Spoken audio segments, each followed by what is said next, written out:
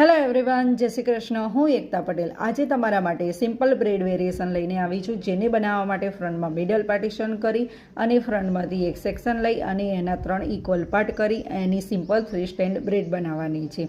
આ બ્રેડ બનાવવા માટે એક વખત ઉપરવાળા પાર્ટને મિડલમાં લાવવાનો છે અને એકવાર નીચેવાળા પાર્ટને મિડલમાં લાવવાનો છે. અને આ બ્રેડને એકસાથે આખી કમ્પ્લીટ નથી કરવાની, થોડી થોડી બ્રેડ બનાવતું જવાનું છે અને એને સ્પ્રેડ કરતું જવાનું છે. સ્પ્રેડ કરવા માટે થંબ અને ફિંગરની મદદથી સ્પ્રેડ કરીશું. એક વખત નીચેવાળા પાર્ટને સ્પ્રેડ કરીશું અને સેમ એ જ પાર્ટને ઉપરની સાઈડથી સ્પ્રેડ કરીશું. એના પછી સેમ એ જ પાર્ટને નીચેથી સ્પ્રેડ કરીશું.